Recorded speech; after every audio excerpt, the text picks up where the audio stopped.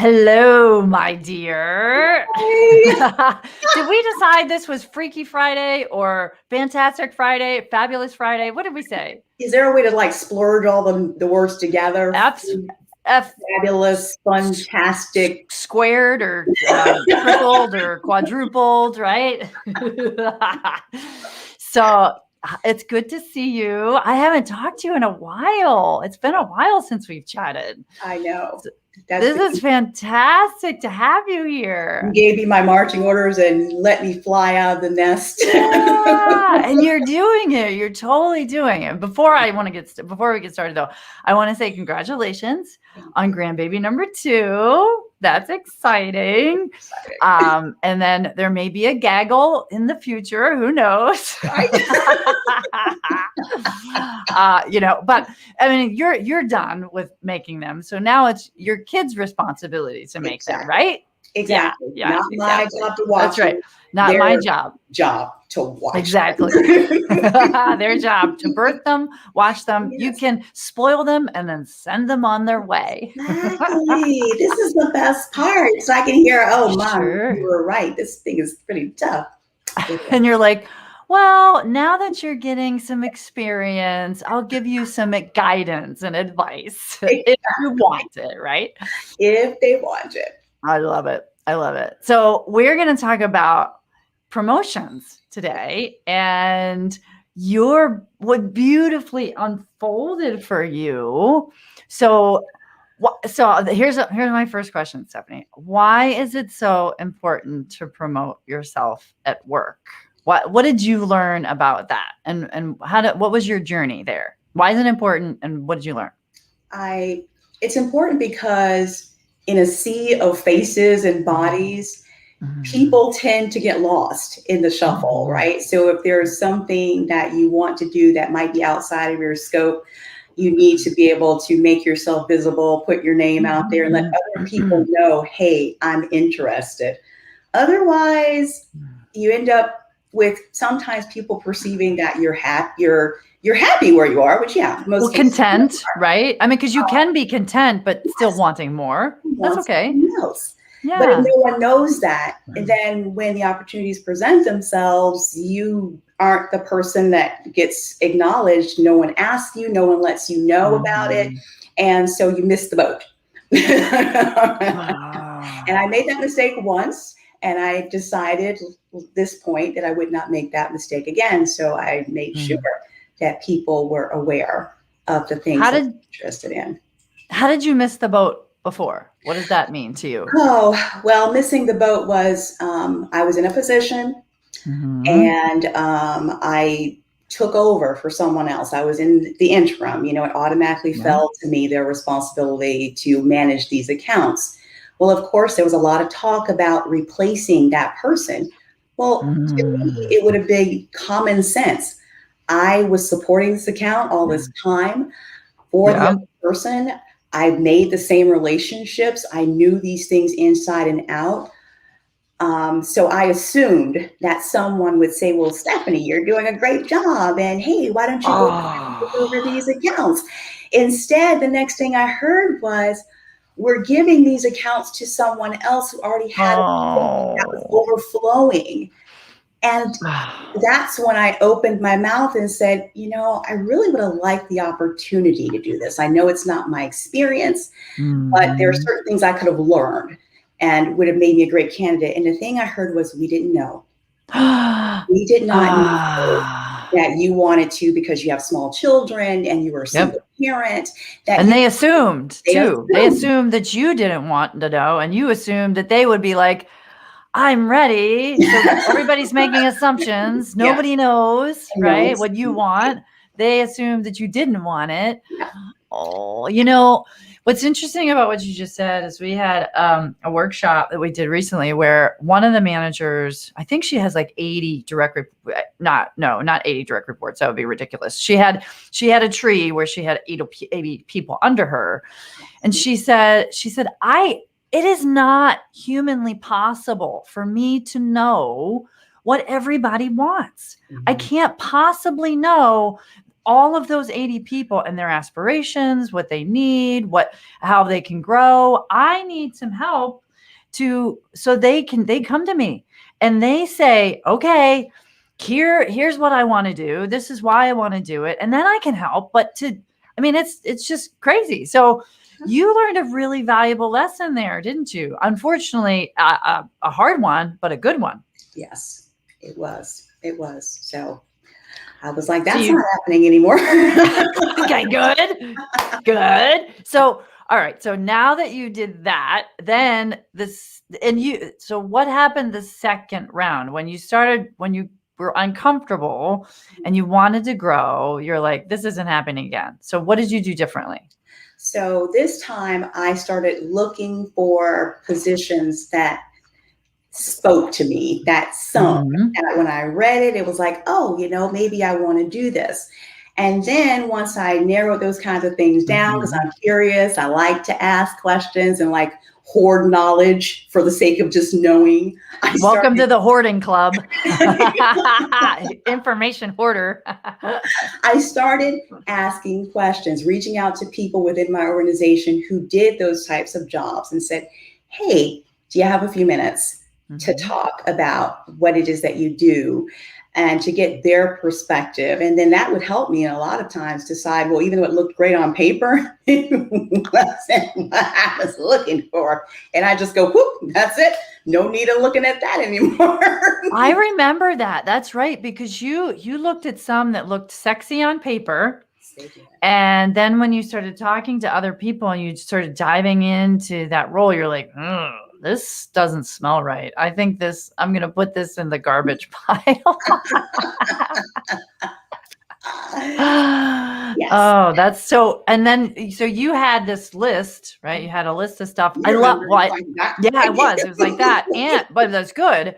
It's good. And one of the things that I love that you said is you're like, I started looking at stuff that was interesting, that I was curious. I'm interested. What's this all about? Is this sexy? Right? Could I see myself doing it? Nice. Yeah. And then investigation. Cool. Yeah. So once I narrowed the pool down, yes, I really then paid attention to the people that were very good at what they were doing and they could give me advice. How did you get to this job? And so I followed the pattern of whatever it was they said that I needed to do to make myself, visible and a relevant candidate. I would do it. And I think that some of them were a little surprised because some of us get to that point where we ask for advice. People tell us what to do, and then we don't go and do anything. Why do you think they were surprised? Because of that? Because you actually did what they told you to do?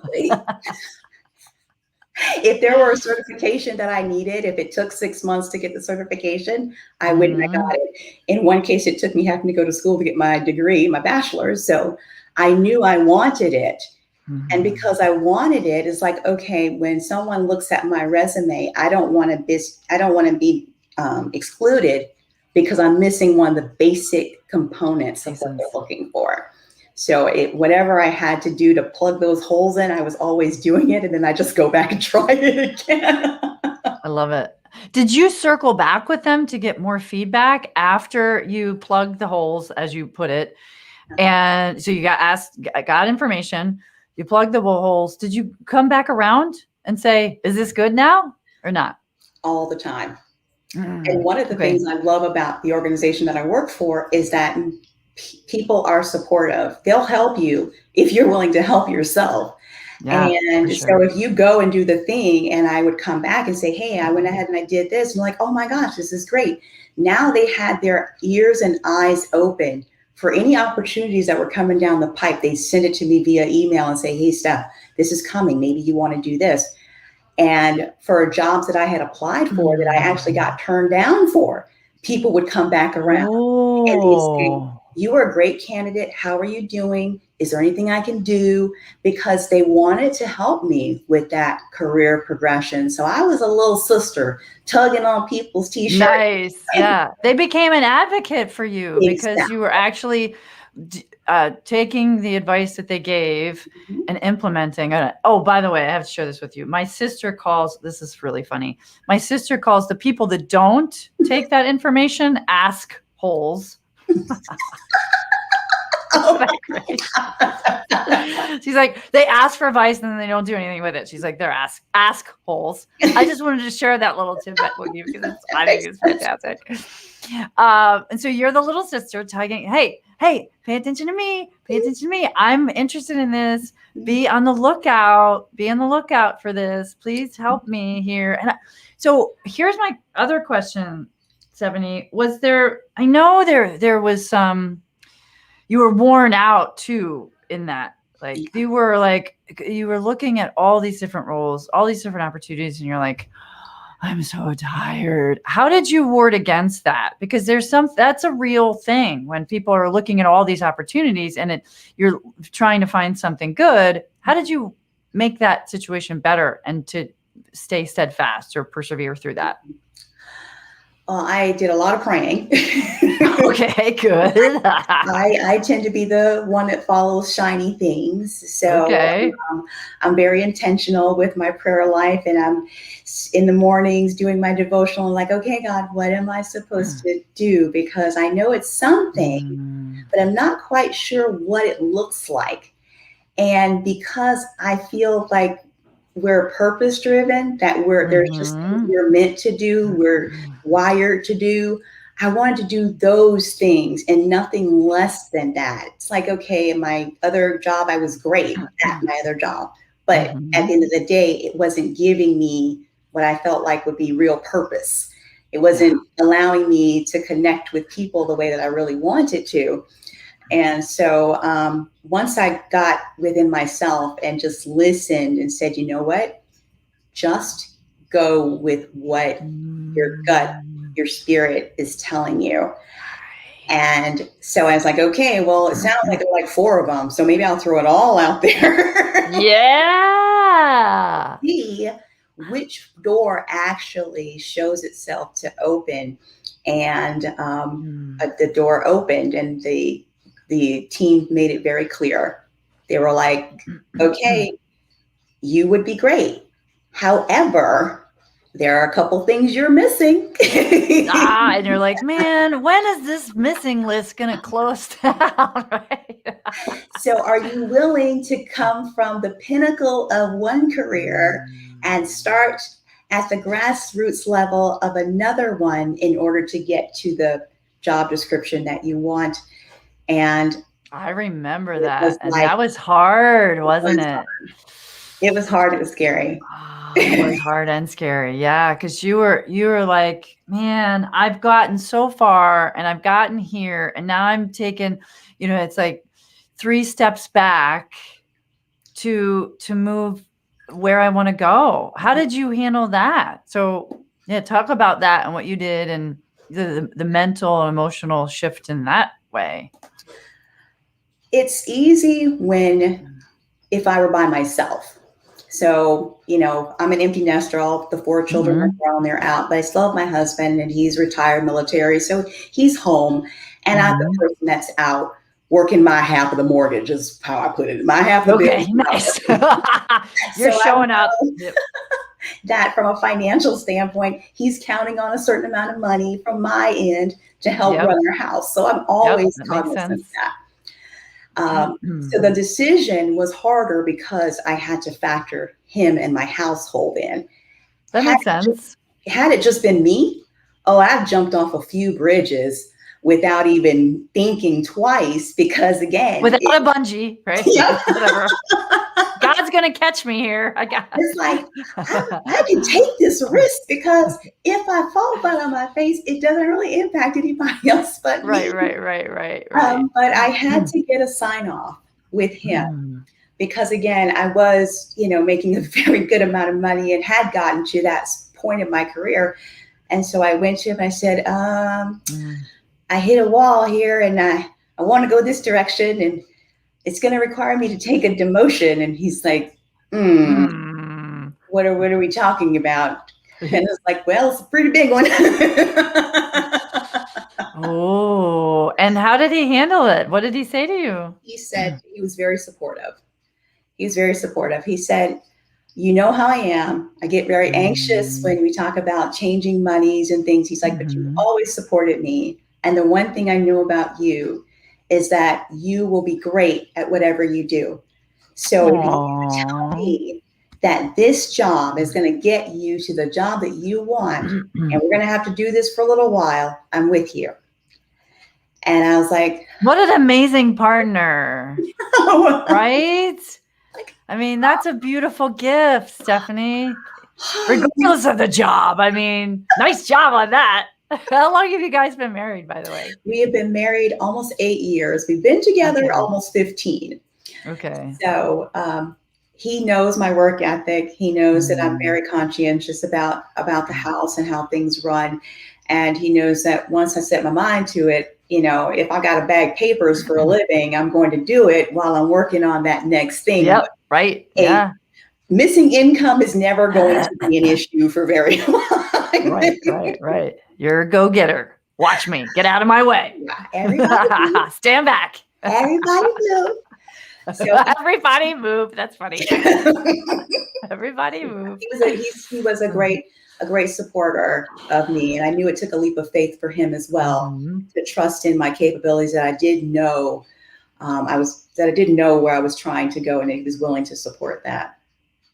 And so, okay, so you did make the leap. You made the leap, and then there was this period of time where you're like, oh man, oh boy, right? I mean, it was hard to do that, right? So how long was that period? 8 months. Okay. It was. And you were in front of a desk. I mean, you were like chained to the desk, right? Yeah. Yes. So even great ideas are uncomfortable. Yeah, right, for sure. You have PTSD just thinking about it right now, right? I kept thinking, I don't think this is such a great idea. Right, sure. Second guessing it, right? Like maybe my old job looks a lot better than this one. Unfortunately, for me, I was able to transition within my company. So that was beneficial. So I was able to lean in on some of the contacts that I'd made to make that transition over a little bit more seamless for me. But it was very weird to come in, and my first day of training, I was in there with people who had just started getting into the workforce. So I'm 43 years old, and there's all these 20-somethings in this class. And you're like, what have I done? What have I done? and I'm sitting there listening to him, because of course it's in the middle of COVID. So we're all working. I no longer have my desk at the office. I transitioned to home, and then I transitioned jobs while I'm at home into this new space where I am basically tied to my desk right all day.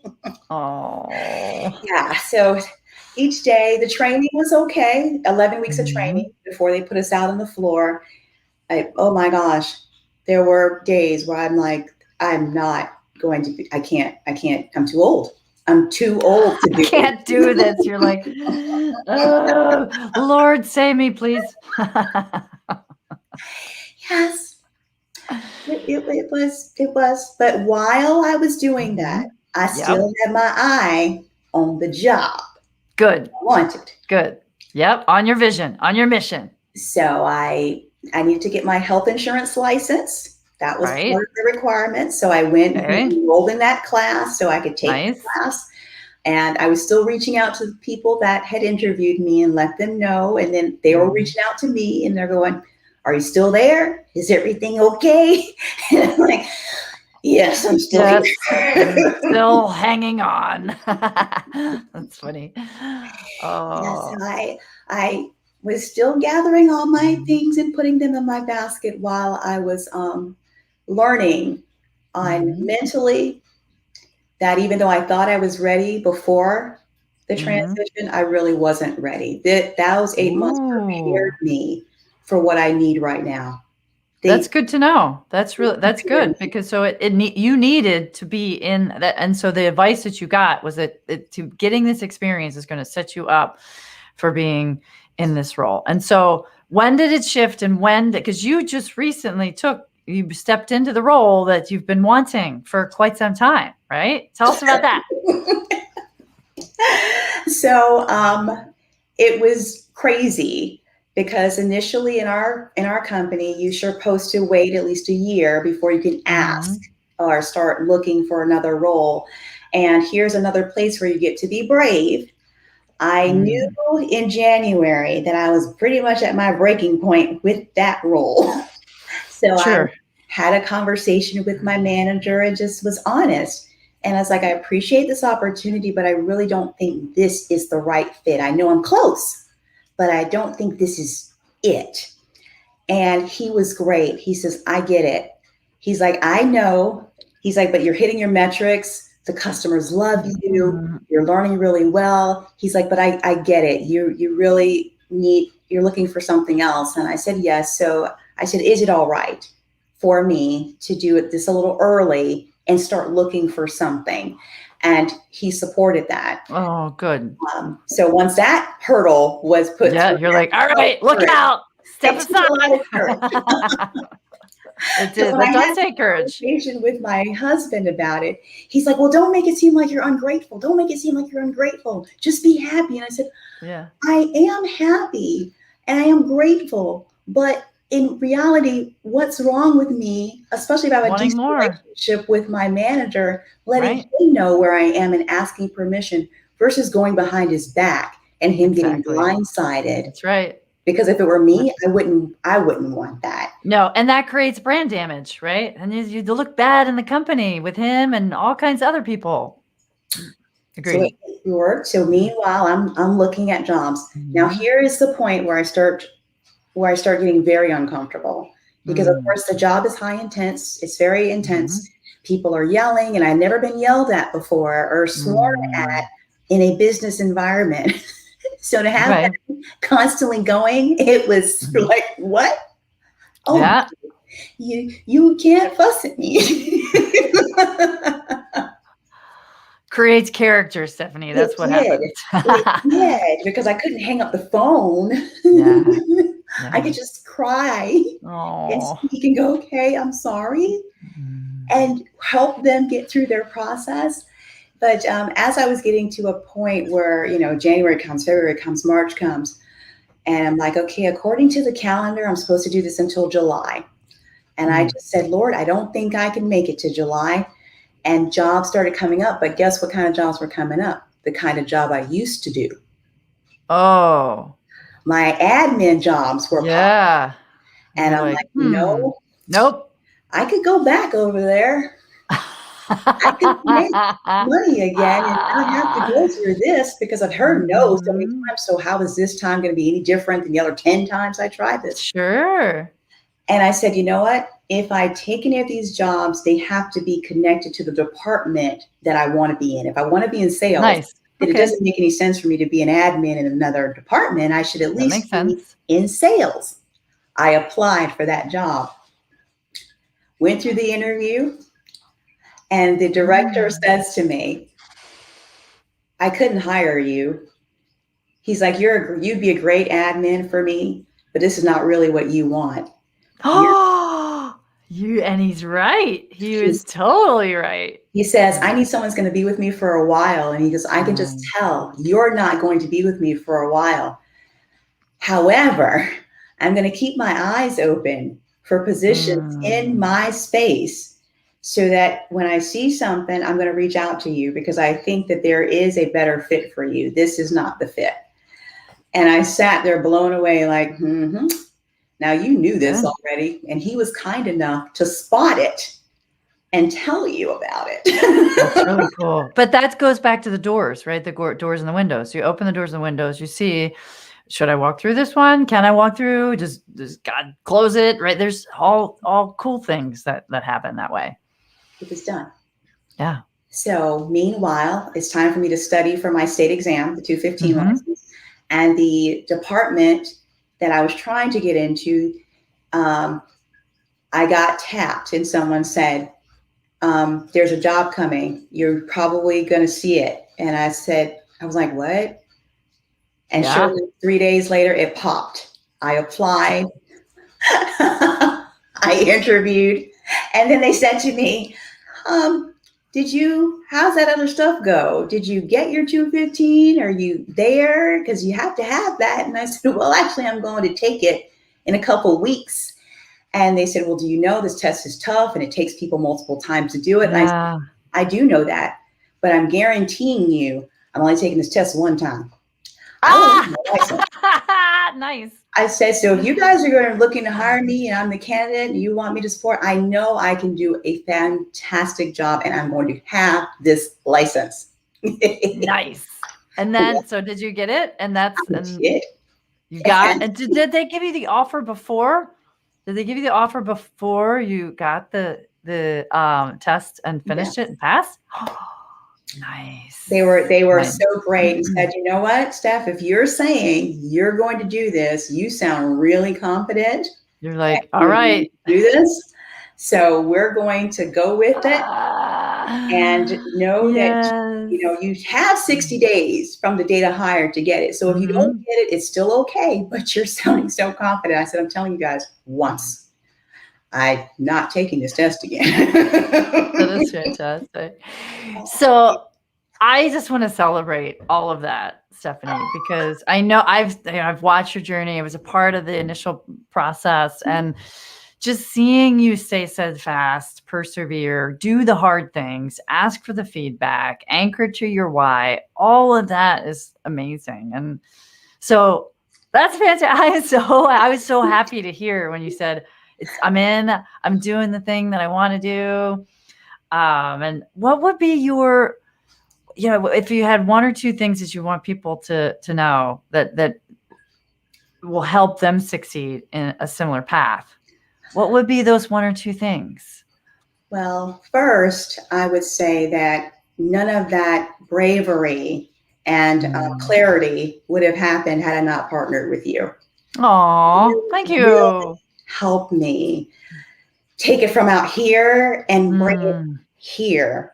Nice. And then let me know and give me permission to be okay with being persistent, being brave, being relentless in what I'm doing, and not to let everything else that's going on around me keep me off my path. And if it does swirl me here, remember and come right back. Every time I started wandering, I remembered what you said. Which was? What did I say? It was like, go back to your why. Does this fit into your why? Yes.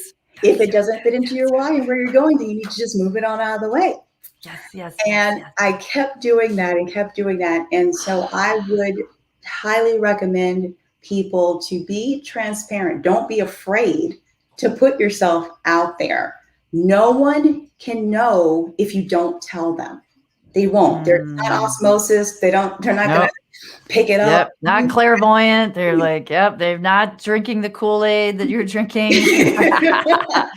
Truly. Just advocate for yourself. And once you do that, then again, just be persistent with it. Even on the tough days, remember why it is that you're doing it.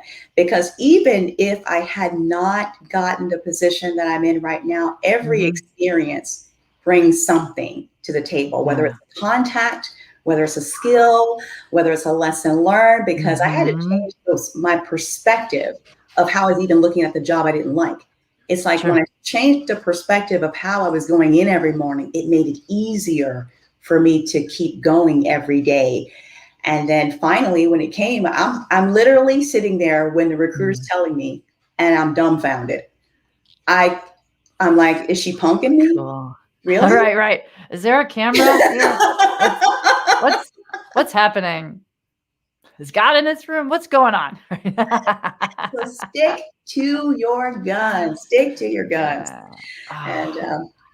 And that is beautiful. It works out. It really does. So I'm thankful because I know where I was when I met you, and I know where I was after we talked, and you've continued to reach out. You've continued to pop in on me, even well past the time our formal. Yeah, yeah. I like to check in. How's it going? Yeah. So, I mean, it helped. those are beautiful tidbits, Stephanie. I mean, anchor to you, find your why, which is Simon Sinek stuff, right?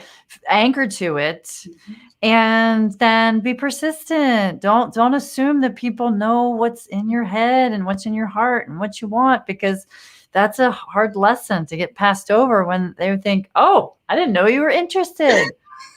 Like, you're like, "Oh, shit." Right? I know. Oh, this has been so much fun. Thank you so much for doing this. This is really good information for everybody to see that it can happen. It is possible. It is. And it requires some tenacity and perseverance, also some of the other things. So fantastic, fabulous, Freaky Friday, right? Grunch before the glam. You gotta do the grunt right work before you get the glam stuff. Grunt before the glam. Oh, nice. Grunt before the glam. I like that. Nice tidbit. I'm going to write that down and give you credit for that on a meme or something. You have a fantastic weekend, my dear. Thank you so much. Thank you. Thank you. Thank you. And we'll talk to you soon. Yes, we will. Bye. All right. Bye. See you later.